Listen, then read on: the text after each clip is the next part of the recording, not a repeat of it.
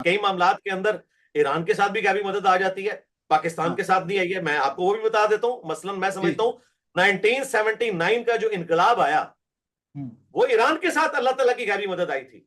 और जो मुल्क पाकिस्तान इस्लाम की खातिर बना, तो हम्म। इस किस्म की कोई गैबी मदद हमारे साथ तो नहीं आज तक आई कि यहां पे हम्म। इस्लाम का निजाम कायम हो सके। इस मिर्जा साहब अस्सलाम वालेकुम सर।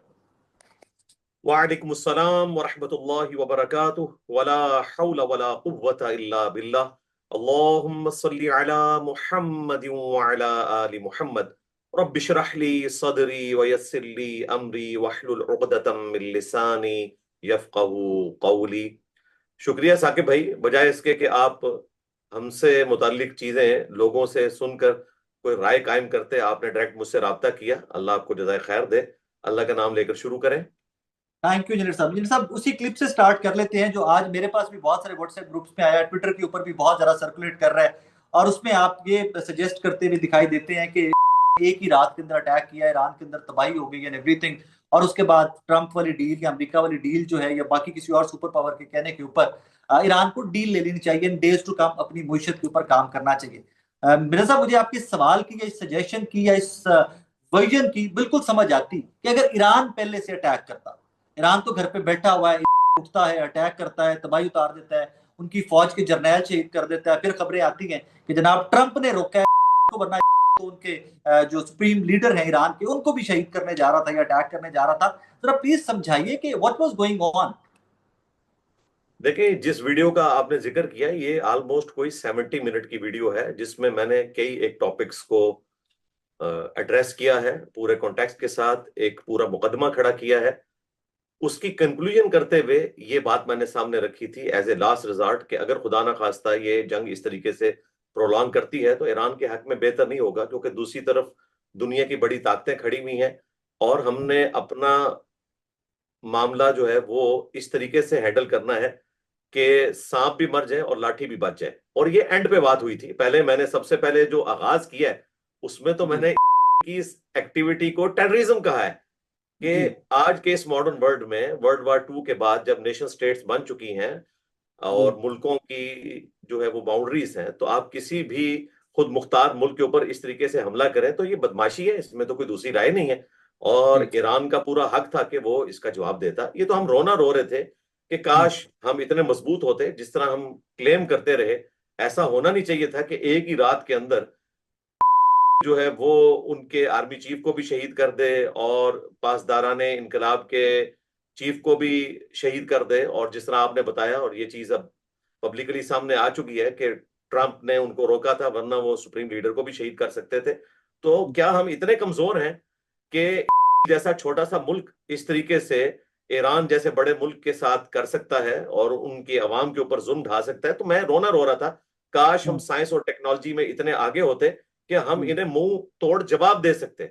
रहा ईरान का जो जवाब देना, जाहिर है कि इतना जवाब तो ईरान की तरफ से बनता था और मजीद भी जो वो बेहतर समझते हैं वो जवाब देंगे। लेकिन अगर ये जंग लंबी होती है तो ईरान की जो इकॉनमी आपके सामने है, ईरान के 42,000 रियाल हो तो एक डॉलर बनता है। 42,000 रियाल का एक डॉलर बनता है। तो मैं चूंकि इंजीनियर हूं, पढ़ा लिखा आदमी हूं, मेरा बैकग्राउंड भी डिफेंस के इदारे के साथ है, जज्बाती तौर पर तो जिस तरह आम अवामुन्नास सोचते हैं मैं उससे भी ज्यादा जज्बाती हूं इस हवाले से। अगर किसी मुसलमान मुल्क के ऊपर कोई इस तरीके से नॉन मुस्लिम कंट्री जो है वो चढ़ दौड़ता है, हालांकि मैं सुन्नी मकतब से ताल्लुक रखता हूं और आपको पता है कि अहले सुन्नत उस तरीके से अहले तशय्यो मुल्क के दिफा में सामने नहीं आते हैं। और इस वक्त तो कई एक जो वहाबी स्कूल ऑफ थॉट के लोग हैं वो तो बड़े खुश हैं। तो ऐसी पूरी सूरत हाल के अंदर मेरा ईरान को सपोर्ट करना, उनके सुप्रीम लीडर को सपोर्ट करना, उनके अवाम के साथ खड़ा होना, उनके लिए दुआएं करना, प्लस ये कहना कि यूएनओ के फोरम को एक्टिवेट किया जाए, अरब लीग के फोरम को, और इस तरीके से सऊदी अरब, तुर्की और पाकिस्तान फ्रंट से लीड करें और इस जंग को लंबा ना होने दें। वरना ये जंग तो नुकसानदेह है ही है, ज्यादा नुकसान ईरान का हो जाना है, क्योंकि ईरान की इकोनॉमी भी उतनी नहीं है, ना उनकी टेक्नोलॉजी है। आप देखें 200 जहाज वहां से उड़े हैं और पूरी एक्टिविटी परफॉर्म करके वो चले गए। ईरान से तो कोई जहाज नहीं उड़ा, इसलिए कि उनके पास एयरफोर्स है ही नहीं उस लेवल की। उनके पास तो बहुत पुराने जहाज हैं, पुराने हेलीकॉप्टर्स हैं। खुद इब्राहिम रईसी साहब जब शहीद हुए तो उन्होंने माना कि हमारे पास 40 साल पुराना एक हेलीकॉप्टर था, उसके जी पुर्जे भी हमारे पास पूरे नहीं थे, इसीलिए पिछले 30-40 सालों में सबसे ज्यादा एविएशन के हादसात जो है वो ईरान के अंदर हुए हैं, ज्यादा नुकसान हुआ है क्योंकि उनके ऊपर सैंक्शंस लगी हुई हैं। तो ये हम सारा रोना रो रहे थे। और आप देखें कि ईरान ने ये जो मिसाइल चलाए हैं, यही इनके पास टेक्नोलॉजी है, उनके पास एयरफोर्स नहीं है। एयरफोर्स होती तो चूमर निकाल के रख देते, तो सुरमा बना के रख देते, जितना छोटा वो मुल्क है और ईरान उसके मुकाबले में जितना बड़ा मुल्क है। लेकिन हाँ अब इसमें यह भी डर लगा हुआ है, खुदा ना खास्ता अगर जो ये बातें सामने आ रही हैं कि हाँ अमेरिका को इस जंग में घुसाने के लिए कोई फॉल्स फ्लैग ऑपरेशन किया, खुदा ना हाँ खास्ता किसी बेस के ऊपर खुद से हमला कर दिया और इल्जाम लग गया ईरान के ऊपर, हाँ मिली भगत तो है अमेरिका और के साथ अमेरिका भी इस जंग में कूद पड़ा, तो फिर तो पूरे नेटो के 32 मुल्क कूद पड़ेंगे। तो फिर हाँ। ईरान के साथ क्या करेंगे? मेरे पास ट्रैक रिकॉर्ड है, देखे ख्वाबों की दुनिया से बाहर निकले। इराक इंजीनियर साहब के एक सेकंड, साथ हम सॉरी, आपको पता है मैं काटता नहीं होता, हम सॉरी, जैसे एक जिमनी सवाल भी बीच में ले लीजिए। सर बैठे बैठे में ख्याल आया आप ही की गुफ्तगू सुनते हुए कि अगर आप मैं आज वाकया करबला जब हुआ उस जमाने में होते, तो क्या आप वाकया करबला में भी ये बता रहे होते कि यजीद की फौज बहुत बड़ी है, इमाम हुसैन को वहां पर पीछे हट जाना चाहिए, सोचना चाहिए कि जनाब इतनी ज्यादा टेक्नोलॉजी, इतने ज्यादा जंगजू, इतनी ज्यादा तलवारें, यहाँ पर बहुत कम तादाद, तो पीछे हट जाना चाहिए। ये तो हालात वाकयात बिल्कुल वैसे बने हुए हैं ना आज। तो क्या आप तब भी ये सजेस्ट करते कि इमाम हुसैन को पीछे हट जाना चाहिए था दैट टाइम? सैयदना हुसैन इब्न अली रजी अल्लाह तआला अन्हुमा व अलैहिस्सलाम का जो मामला है वो लोगों ने सही तरीके से समझा ही नहीं है। हुसैन जी इब्न अली रजी अल्लाह अन्हुमा व अलैहिस्सलाम यजीद से जंग करने तो गए ही नहीं थे। जी वो तो कूफा में शिफ्ट हो रहे थे, उन्होंने अपने रिसोर्स मैनेज किए हुए थे। हजारों खतूत उनको कूफे से आए थे और कूफे में सैयदना अली इब्न अबी तालिब रजी अल्लाह तआला अन्हु अलैहि सलाम ने, चूंकि जब वो खलीफा राशिद थे, वहां पर लोगों ने उनका किरदार देखा था, लोग उनसे इश्क करते थे। तो सैयदना हम्म हुसैन को ये कॉन्फिडेंस था कि अगर मैं कूफे में जाऊं तो मैं अपनी स्ट्रगल को लॉन्च कर सकता हूं। तो वो कूफे शिफ्ट हो रहे थे, वहां से हम्म उन्होंने क़याम हुसैनी करना था। हम्म इसीलिए आप देखें वो अपनी बीवी बच्चों के साथ जा रहे थे। मैदान हम्म जंग में तो कोई बीवी बच्चे नहीं लेके जाता, करबला में बीवी बच्चे इसीलिए उनके साथ थे कि वो जंग लड़ने तो गए नहीं थे, वो तो शिफ्ट हम्म हो रहे थे कूफे, और वहां से हम्म उन्होंने अपनी स्ट्रगल लॉन्च करनी थी। ये तो रास्ते में उन्हें रोका गया और उनके हम्म ऊपर जंग मुसल्लत की गई, उनके पास तो कोई और रास्ता ही नहीं था सवाए हम्म। इसके कि वो जंग लड़ते। लिहाजा ये कंपैरिजन करना ये बिल्कुल गलत है। तो यहाँ अब पर इस ईरान के तरफ पास से इंजीनियर साहब कौन सा रास्ता छोड़ा गया, इनके ऊपर अटैक किया गया है? वो ईरान ने कब अटैक किया, ईरान ने कब पहले से हमला किया है? कोई जी जी, ईरान तो की तरफ जवाब अटैक देना, किया है? मैंने कब कहा है कि जवाब नहीं देना? जी खुदा ना खास्ता ऐसी तो बात ही नहीं हुई है। मैंने हम्म तो ये बात ही नहीं की कि जवाब आपने नहीं देना, ये तो बात ही नहीं हम्म की है। जवाब हम्म। तो देना है, जवाब क्यों नहीं आपने देना? फरमाया ना कि डील ले लेनी चाहिए, तो जी जी, डील तो मैंने आपको सरेंडर बताया है। वो कंक्लूजन अमेरिका वाली तो बात बार है। बार कह रहे सरेंडर जी जी, मैं सरेंडर आपको बता करें। रहा हूँ। जी जी जी, जो ये आपने गुफ्तगू की है ना, ये कंक्लूजन वाली बात है, जो मैं कंक्लूड करते हुए उस पूरे मुकदमे को खड़ा करके, अगर आप उसको वहां से उठाएंगे तो इस तरीके से, तो आप कुरान पाक से अगर मुझे ये बताएं कि जी कुरान पाक में अल्लाह ताला ने क्रिश्चियंस की खामियां जिक्र की हैं कि वो शिर्क करते हैं, जी और ज्यूस के बारे में स्पेसिफिकली कि वो मुसलमानों को धोखा देते हैं, उसके बावजूद सूरतुल मायदा में जाके अल्लाह ताला फरमा रहे हैं कि आज के दिन तुम्हारे लिए अहले किताब की औरतों के साथ निकाह भी जायज करार दे दिया गया, उनका जबिया भी हलाल है। अब मुझे बताएं, अगर कोई बेवकूफ मुसलमान अल्लाह ताला का ये क्लिप काटे कि जी जूस और क्रिश्चियन तो मुसलमानों के साथ ये कुछ करते हैं और आप उनकी औरतों के साथ शादी की इजाजत दे रहे हैं, तो हम कहेंगे कि भाई अपने दबा का इलाज करवाओ। ये एक पूरा मुकदमा है जिसको आपने समझना है। जो चीज जंग की हालत में है उसका प्रोटोकॉल अपनी जगह मौजूद है, जब आपके ऊपर जुल्म हो रहा है उसका प्रोटोकॉल अपनी जगह है, और जब आप उस पूरे के पूरे मामले को कंक्लूड करने के लिए जा रहे हैं तो फिर आप उसमें सजेशंस रखते हैं कि अगर उनका प्रॉब्लम यह है तो इसको इस तरीके से टैकल किया जा सकता है। ये आखिरी जुमले हैं, वो पूरा जी मुकदमा है 70 मिनट का, हम्म उसमें मैंने अल्हम्दुलिल्लाह पूरे का पूरा नैरेटिव रखा है, काउंटर नैरेटिव रखा है। अब हम्म उस तरफ वापस आए, जो मैंने आपको बताया कि जब हम मैट्रिक में पढ़ते थे ना 1992 में, उस जी वक्त जब इराक के ऊपर अमेरिका ने बदमाशी वाला मामला किया, और उस वक्त ज़ाहिर है इराक ने भी गलती की, सद्दाम हुसैन भी ज़ाहिर है उस वक्त एक पहले अमेरिका की हल्लाशेरी के ऊपर, कुवैत के ऊपर चढ़ दौड़ा। तो यहाँ पर आपको पता है हमारी स्टैब्लिशमेंट ने कितनी कंपेन चलाई, बड़ी बड़ी तस्वीरें यहाँ पर सद्दाम हुसैन की लगी होती थी, और हम भी उस वक्त छोटे बच्चे थे, हमें तो समझ ही बिल्कुल नहीं थी। हम्म और जमात इस्लामी जो है वो उस वक्त स्टैब्लिशमेंट की बी टीम बनी हुई थी, और हम्म उनके जरिए प्रोपेगेट करवा रहे थे कि हमने तो अमेरिका को दुनिया से खत्म कर देना है, ये कुछ कर देना है। और बाद में क्या हुआ? अमेरिका हम्म हड़प कर गया इराक को। तो मेरे सामने एक पूरा ट्रैक रिकॉर्ड मौजूद है, उसकी बुनियाद पे मैं कह रहा हूं कि ये उसको घेरने की कोशिश कर रहे हैं। और ये बांध कर मरवाना चाहते हैं ईरान को। इसका कतई ये मकसद नहीं है कि ईरान के ऊपर हमला हुआ तो ईरान जवाब नहीं देगा, ईरान ने अच्छा, बिल्कुल इसी जवाब देना है। लेकिन आप ही मैंने ये के बात की कि मुकदमे को। अगर ये जंग लंबी होती है जी तो ईरान को चाहिए कि इस जंग को लंबा ना होने दे, क्योंकि ईरान के फेवर में नहीं है इस जंग को लंबा करना। उनके पास तो रिसोर्सेज मौजूद हैं, वो इन जी। विचारों को मलगेमेट कर देंगे जिस तरह इराक के साथ उन्होंने किया। ये तो हम अपना रोना रो रहे हैं। अपने ही आप ही के मुकदमे को लेके आगे चलते हैं। यूसैइड के जी बाकी ममालिक, अमेरिका भी आ जाएगा, बाकी ममालिक भी इसराइल के साथ आ जाएंगे, as a matter of fact आ भी जाएंगे। व्हाट डू यू थिंक कि पाकिस्तान को या सऊदी अरेबिया को, बाकी इस्लामी ममालिक को इस टाइम के ऊपर खुल खुला के ईरान की सपोर्ट में, स्टेटमेंट्स नहीं, प्रैक्टिकली खुल खुला के ईरान की सपोर्ट में आ जाना चाहिए? देखिए, जज्बाती तौर पे अगर मैं बात करूं, जी जो पब्लिक खुशी से सुनना चाहती है एसी वाले कमरे में बैठ के, क्योंकि जो लोग एसी वाले कमरे में बैठ के में आवाज बुलंद कर रहे हैं उनके बीवी बच्चे तो यहाँ हैं, उनको तो किसी तकलीफ से नहीं गुजरना पड़ रहा। तो मैं भी लोगों की हिमायत हासिल करने के लिए गुफ्तगू कर सकता हूँ। मैं जो व्यू अडॉप्ट करता हूँ तो उस व्यू में मुझे पता होता है कि इसका बैकलैश आएगा, लेकिन मैं लोगों की वजह से सच बोलना तो छोड़ नहीं सकता। लोगों की वजह से मैं सही बात बताना इसको अवॉइड तो नहीं कर सकता। तो मैं आपको ये बताऊंगा कि प्रैक्टिकली मुसलमान इस काबिल नहीं है। मुसलमानों के सतावन मुल्क मिलकर भी नाटो का मुकाबला नहीं कर सकते। ये ग्राउंड रियलिटी है, इसमें कौन सी दूसरी बात है। ये वही इंजीनियर मोहम्मद अली मिर्जा है जो चंद दिन पहले इंडिया के मामले में पाकिस्तान की फोर्स के साथ खड़ा हुआ था और कह रहा था कि आपने ये करना है, ये सब कुछ करना है, इस तरीके से आपने जवाब देना है, क्योंकि हमें रेशो प्रोपोर्शन नजर आ रही थी। लेकिन इस वक्त जो ये सूरत हाल बनी हुई है, तो मैंने उस पूरे मुकदमे में 70 मिनट के ये भी बताया है कि इस वक्त पाकिस्तान को, तुर्की को और सऊदी अरब को, ये तीन बड़े मुल्क हैं, इनको सामने आना चाहिए और फौरन से पहले जंग बंदी की कोशिश करनी चाहिए, चाइना और रशिया को इन्वॉल्व करके। क्योंकि ये सब तमाशे देखते रहेंगे, मदद किसी ने नहीं करनी, कोई मदद नहीं करेगा और ना इस काबिल है कि वो मदद कर सके। ये जज्बाती बातें हैं। हम दुनिया में इसलिए नहीं आए हुए कि आप एक इस किस्म की एक्टिविटी परफॉर्म करें और पूरी मुस्लिम वर्ल्ड का नुकसान करवा लें। आपने अच्छे वक्त का इंतजार करना है। मैंने उसमें ये बात की कि अगर ईरान को ये इल्जाम हो गया ना कि वो अपना न्यूक्लियर प्रोग्राम उस तरीके से आगे लेकर चल सकता है जिस तरह पाकिस्तान लेकर चला, तो पाकिस्तान के लिए हालात उस वक्त फेवरेबल थे। मुझे बताएं, पोस्ट 9/11 वर्ल्ड क्या इस चीज की इजाजत देता है कि पाकिस्तान जो है वो एटॉमिक ब्लास्ट कर लेता? कभी भी नहीं इजाजत देता। ऐसी सैंक्शन लगनी थी कि मुश्किल हो जाता। ये तो बड़ा मुबारक दौर था 1998 का, और उससे पहले जियाउल हक के दौर के अंदर अमेरिका फंसा हुआ था रशिया के साथ, तो पाकिस्तान ने इसी शेल्टर के अंदर ये प्रोग्राम डेवलप कर लिया। ये अल्लाह की गैबी मदद आई थी। ईरान को भी चाहिए कि अच्छे वक्त का इंजीनियर इंतजार साहब, करे। पाकिस्तान को अल्लाह की गैबी मदद आती है, ईरान को अल्लाह की गैबी मदद क्यों नहीं आती? देखें, ये जो हालात वाकयात हैं, हालात जी वाकयात अल्लाह ताला की तरफ से आते हैं। बाज औक़ात हाँ कई मामलात के अंदर ईरान के साथ भी गैबी मदद आ जाती है, पाकिस्तान हाँ के साथ नहीं आई है। मैं आपको वो भी बता देता हूं। मसलन मैं जी समझता हूं 1979 का जो इनकलाब आया, हम्म वो ईरान के साथ अल्लाह ताला की गैबी मदद आई थी। और जो मुल्क पाकिस्तान इस्लाम की खातिर बना, तो हम्म इस किस्म की कोई गैबी मदद हमारे साथ तो नहीं आज तक आई कि यहाँ पे हम्म इस्लाम का निजाम कायम हो सके। इस हवाले से हम्म ईरान खुश नसीब है, इसमें कोई दूसरी हम्म राय नहीं है।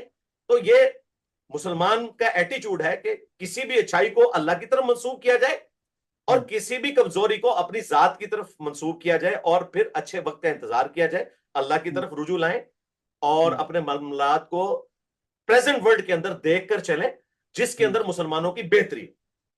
कंक्लूड करते हैं इस गुफ्तगू को इंजीनियर साहब। एक तरफ 42,000 रियाल का एक डॉलर है, एक तरफ 1979 के अंदर जो ईरान का इनकलाब आया वो अल्लाह का करम था, अल्लाह पाक वाज हैप्पी विद ईरान, तो वो वहां पर इस्लामिक सिस्टम आ गया। लेकिन वही सिस्टम, इस्लामिक सिस्टम आता है, उसके बाद आज ईरान इस मकाम पे है कि इंजीनियर मोहम्मद अली मिर्जा साहब को बार बार ये कहना पड़ता है कि जनाब मुसलमान ममालिक इस काबिल नहीं है कि रिटालिएट कर सकें या अमेरिका का या नाटो की फोर्सेस का मुकाबला कर सकें, लिहाजा डील कर लो। सर ये कैसा अल्लाह का करम है जो मजहब मैंने थोड़ा बहुत पढ़ा, आई एम श्योर कि मेरा आपसे कोई मवाजना ही नहीं, नजदीक भी नहीं, आपको सुन के कुछ थोड़ा बहुत सीखा हुआ है। तो उसमें मुझे तो बार बार ये सिखाया गया कि यार हक के ऊपर शहीद भी होना तो हो जाओ, अगर तुम गलत नहीं हो तो डट के खड़े हो जाओ। और अगर आज अगर डट के ईरान खड़ा हुआ है, आपको और मुझे तो उनको मॉरल सपोर्ट देनी चाहिए कि यार गो एहेड, इसमें नुकसान होगा, वी ऑल नो दैट, आपको भी पता है, मुझे भी पता है नुकसान होगा, लेकिन आपको वे आउट और कोई नहीं है। जी जी, मैंने तो यही कहना है, आपने तो यही कहना है जज्बात में आके, क्योंकि हमारे बीवी बच्चे, माँ बाप, सारे रिश्तेदार यहाँ पे बैठे हुए हैं। तकलीफ तो ईरान के लोगों ने काटनी है, तो इस तरह की बात तो मैं भी कर सकता हूँ। मुझे बताएं, पॉपुलर व्यू तो यही है कि मैं ऐसी बात करूं। लेकिन अगर मैं ईरान के बच्चों को अपने बच्चों की जगह देखता हूं, उनकी औरतों को अपने घर की औरतों की तरह समझता हूं, तो मैं वही मशवरा दूंगा जो मैं अपनी औलाद के लिए, अपने बच्चों के लिए देना पसंद करूंगा। मैं ये नहीं देखूंगा कि लोग क्या सुनना चाहते हैं, ये तो बड़ी खतरनाक बात है। दूसरी बात जो आपने ये बात की, सेम यही बात सैयदना उमर फारूक रदी अल्लाह ताला अन्हु ने, बुखारी और मुस्लिम में आता है, सुलह हुदैबिया के मौका पर नबी इस्लाम को भी सजेशन दी थी, क्या हम हक पर नहीं है, क्या हमारे शोहदा जन्नत में और मुखालफीन के मकतूलीन जहन्नम में नहीं है? हुजूर ने कहा बिल्कुल ठीक है, ऐसा ही है, लेकिन इस वक्त इस मामले को इस तरीके से लेकर चलने की जरूरत है। नबी इस्लाम ने बज़ाहिर ऐसी शराइत जो मुसलमानों की फेवर में नहीं थी, उस वक्त उसके ऊपर सुलह कर ली, और वक्त ने साबित किया कि वो सुलह मुसलमानों के लिए फतह का सबब बनी। अगरचे नबी इस्लाम को गैबी तईद हासिल थी वही की, जो आज हमें हासिल नहीं है, इसका 100% तो कंपैरिजन नहीं हो सकता, लेकिन इतना कंपैरिजन जरूर हो सकता है कि आपने अपने हालात और वाकयात को देखते हुए डिसीजन करना है। ये दो चार बातों को मिक्स ना करें। मैंने ये कहीं नहीं कहा कि आपका मुंह तोड़े तो आप जो है वो चपेट खा ले और आप जवाब ना दें, ये तो बात मैंने कहीं की ही नहीं है। मैं तो कह रहा हूं कि ईरान का हक बनता है कि वो भी उतना ही जवाब दे, और कुरान भी हमें यही कहता है कि बुराई का बदला उसी लेवल की बुराई है, ठीक है। आपने करनी है। ये तो मैं कह ही नहीं रहा, मैं ये कह रहा हूं कि अगर ये जंग लंबी होती है, टेक्नोलॉजी है वो इतनी डोमिनेंट है, के साथ अमेरिका भी सपोर्ट में आ जाता है, फ्रांस भी और यूके भी, और कचूमन निकाल देता है हमारे सामने, एक और हमारे भाई को जबा कर देता है, जिस तरह इराक को जबा किया, अफगानिस्तान को भी किया। अफगानिस्तान जो इस वक्त चल रहा है चोरी की इकॉनमी पे चल रहा है, $7 अरब का उनका ट्रेड डेफिसिट है। आप पूरा प्रोग्राम मेरे साथ कर लें, जो लोग कहते थे जी अमीरुल मोमिनीन आ गया, अल्लाह की गैबी तईद आ गई, हमें पता है क्या है अफगानिस्तान की क्या हालत है। दो दो कोड़ी के वो मुताज है इस वक्त, जिस तरीके से वो अपनी इकॉनमी चला रहे हैं। इस किस्म की हमें चीजें नहीं चाहिए भाई। इस मॉडर्न वर्ल्ड में अपने मामलात को देखकर चलें, हालात वाकयात को देखकर चलें। तो मुसलमानों का काम यह है कि अपने इस मुसलमान मुल्क को इस वक्त रेस्क्यू करें, और चाइना को, ये रशिया सब को साथ लड़के मिलाकर, रेस्क्यू करना अरबी है को ना, मिलाकर लड़के निकाले इस तरलों से तकलीफ से बाहर। तरलों से रेस्क्यू तो नहीं होगा, लड़के रेस्क्यू करना पड़ेगा ना, तरले मिनटों से तो नहीं होगा। तरले मिनटों का मतलब तो ये तरले लास्ट मिनते सवाल कौन है कह इसी रहा है को, भाई? तरले मिनते नहीं कह रहा, तरले मिनते एक लास्ट सवाल है, अगर इसी को ले लीजिए, इसी में आप एड्रेस कर लीजिएगा इसको भी। जी जो मुझे परसेप्शन, जो मैंने परसीव किया आपकी अभी तक की गुफ्तगू से, कि बाकी ममालिक रेस्क्यू करें या वही डील की तरफ वापस चले जाए, कि अगर जंग प्रोलॉन्ग होती है तो बैठ के मामलात को तय कर लिया जाए। जी जी यूसुफ जी साहब, जी जी ये तो ग्रेटर की तरफ जा रहा है फिर इसराइल, फिर तो कल को सऊदी अरेबिया भी आ जाएगा, बाकी ममालिक भी बीच में आ जाएंगे, कमजोर हैं, मार खा रहे हैं, तो ठीक है फिर इसराइल बढ़ता जाए, हम सारे बैठ के तमाशा देखते हैं। देखें, अगर आप इस वक्त शिकस्त खा गए तो फिर मुझे बताएं क्या होगा। फिर तो ग्रेटर, अगर 10 साल बाद बनना है वो तो आज ही बन जाएगा। तो आप चाहते हैं कि बन जाए वो? नहीं, मैं चाहता हूं कि हम तमाम इस्लामी मालिक बैठकर तमाशा ना देखें, ईरान की सपोर्ट में निकलें, क्या प्रैक्टिकली सपोर्ट सपोर्ट करें? में निकलें, जी जी बताएं, क्या प्रैक्टिकली सपोर्ट सपोर्ट में करें? निकलें। जिस जी तरह क्या मैं सपोर्ट बताता हूं, करें? जिस तरह बैठ के हिंदुस्तान की रिसेंट जंग के अंदर सपोर्ट कर रहा था ना कि वी आर विद देम, जिस तरह आज अमेरिका बैठकर ये कह रहा है कि कहीं पर हमारे अड्डों के ऊपर अटैक किया तो वी विल रिटेलिएट, इस तरह सऊदी अरेबिया है, क्योंकि उस ग्रेटर सऊदी अरेबिया के एरियाज भी आते हैं जो आज खौफ में यानी बैठे आप ये चाह मजम्मत की रहे हैं कि स्टेटमेंट वर्ल्ड दे रहे वॉर हैं, 3 शुरू हो प्रैक्टिकली। जाए? अगर मुझे लगता है मेरे सर्वाइवल की जंग है तो मैं तो लड़ूंगा, मैं अपनी बात कर रहा हूं। अगर मुझे लगे कि मेरा सर्वाइवल खतरे में पड़ गया, या अगर मैं जंग नहीं लड़ता तो मार दिया जाऊंगा, तो मुझे लड़ना पड़ेगा। जी, और अगर हमें ये लगे कि बाकी मुसलमान मिलके इस वक्त ईरान को इस एतबार से रेस्क्यू कर सकते हैं कि इस जंग को रुकवा दिया जाए, तो क्या ये बेहतर सोल्यूशन है, या ये बेहतर सोल्यूशन है कि हम वर्ल्ड वार 3 की तरफ जाएं और वर्ल्ड वार 2 के अंदर 6 करोड़ बंदे जो है लुकमे अजल बने थे, इसमें 12 करोड़ बन जाए? क्या दुनिया अल्लाह ने इसलिए बनाई है कि जंगों के जरिए इंसानों का कत्लेआम किया जाए, या अमन की तरफ जाए? इस्लाम में भी जो जंग का कॉन्सेप्ट है वो है सेल्फ डिफेंस के लिए या जुल्म के खात्मे के लिए, ये दो चीजें हैं। लेकिन ये भी हालात फेवरेबल होंगे, आपने तरीके से अपने मामलात को लेकर चलना है ताकि बड़ा नुकसान ना हो जाए। इंजीनियर साहब, इस चीज दोनों को चीजें, देखने की जरूरत है। दोनों चीजें, सेल्फ डिफेंस और अपनी जिंदगी को बचाना, और हालातों वाकयात, दोनों चीजें ईरान के हक में है, वो सेल्फ डिफेंस में है इस टाइम के ऊपर, उन पे अटैक जी किया जाए। बिल्कुल है ना, तो हमने उनको रेस्क्यू करना है। रेस्क्यू करने का अगर ये तरीका है कि हम नेटो के 32 मुल्कों के साथ टकरा जाएं, तो भाई 57 मुल्क मिलके इन 32 मुल्कों का मुकाबला नहीं कर सकते भाई, सीधी सी बात हम्म, है। हमें तो पता है हमारी टेक्नोलॉजी किस लेवल के ऊपर है। और हम्म, अगर आप ये समझ रहे हैं, या जज्बाती मुसलमान ये समझ रहे हैं कि पाकिस्तान जो है वो, जिस तरह आजकल एक फेक सी वो पोस्ट भी चल रही है कि जी ईरान के साथ अगर कुछ मामला बिगड़ा तो पाकिस्तान एटम बम फेंक देगा, कभी भी नहीं फेंकेगा भाई। जरूरत नहीं कि वो ईरान के ऊपर एटम बम फेंक दे। इस मॉडर्न हम्म, वर्ल्ड के अंदर आप ये एक्सपेक्ट नहीं कर सकते, और अगर ऐसा हुआ तो फिर तो वाकई वर्ल्ड वार 3 शुरू हो जाएगी। लेकिन हम्म, हम क्यों वर्ल्ड वार 3 शुरू करना चाहते हैं? इस्लाम ने तो कभी इस चीज को प्रमोट नहीं किया कि आपने जंग की तरफ जाना है। अगर हम्म, आप अमन के साथ अपने मामले को लेकर चल सकते हैं तो इसको लेकर चले।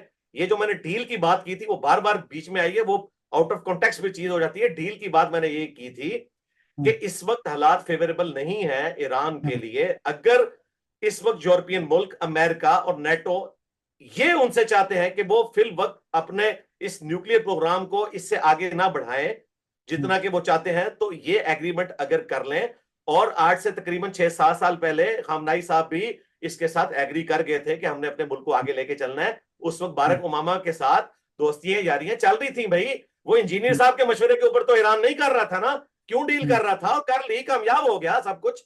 तो अगर उस तरफ मामला जाता है और इस वक्त इस जंग को रोका जाता है और फिर ग्रेजुअली ईरान अपने आप को मजबूत करता है कि वो मुकाबला कर सके, तो इस वक्त को गेन करना चाहिए, बजाय ये कि हम जिस तरह बाकी मुसलमान ममालिक हमारे खत्म कर दिए गए, ये एक मुल्क अगर बचा है इसका भी इसी तरीके से सुरमा बना दिया जाए। तो ऐसा नहीं होना चाहिए। मुसलमानों को चाहिए कि उनको इस तकलीफ से इस वक्त बाहर निकालें। रहा वो ऑप्शन जो आप कह रहे हैं, वो तो होने ही कोई नहीं है, वो मेरे और आपके तो इख्तियार में नहीं है, हमारे हुक्मरानों के इख्तियार में है। और मैं अपने हुक्मरानों को कभी ये मशवरा नहीं दूंगा कि इस किस्म की बेवकूफी करें।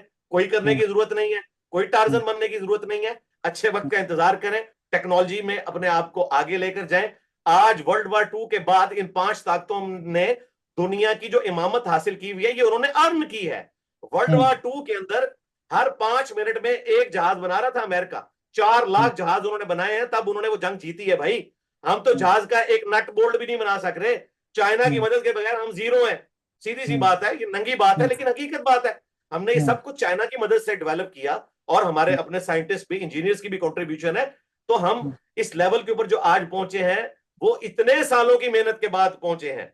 अदरवाइज आज जो इंडिया हम पर चढ़ दौड़ा था, अगर हम मजबूत ना होते, हमारे पास ये टेक्नोलॉजी ना होती और मार पड़ रही होती पाकिस्तान को, वल्ला बिल्ला तल्ला मैं उस वक्त यही मशवरा देता कि अगर इस वक्त कोई मुल्क सालसी के लिए आ रहा है तो आप टाइम गेन करें और इस जंग को रुकवाएं और फिर अच्छे वक्त की तैयारी करें। नेपोलियन ने कहा था कि अगर मैं रिट्रीट करता हूं ना, तो फिर मैं अच्छे वक्त का इंतजार करता हूं, जब अच्छा वक्त आएगा तो देखें। अच्छा, मैं आपने इसको बुरा नहीं बनाना, एक चूहे जितना मुल्क 1948 में जब बना, पूरी मुस्लिम वर्ल्ड उसके खिलाफ थी। 1967 में 6 मुल्कों ने मिलकर उन पर हमला किया, उन्होंने शिकस्त दी। आहिस्ता आहिस्ता करते करते उन्होंने अपने आप को आज इतना मजबूत कर लिया है कि पूरी दुनिया को आंखें दिखाते फिर रहे हैं, आप अंदाजा करें।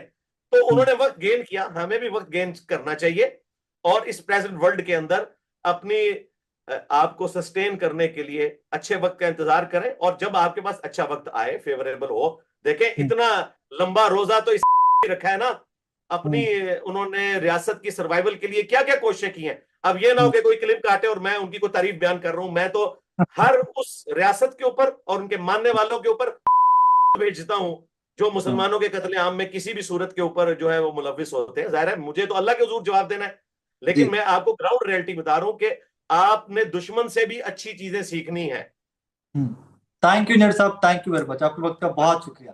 नाज़रीन, इस इशू को हमने इंजीनियर साहब की मदद से एड्रेस करने की कोशिश की। मेरे जहन में भी कुछ एम्बिग्विटीज थी, सो मैंने वो इंजीनियर साहब की खिदमत में रखी है, एंड आई होप कि वो बहुत सारी क्लैरिफिकेशन आप तक भी पहुंच गई होंगी। अपना बहुत सारा ख्याल रखिएगा, दुआ में याद रखिएगा।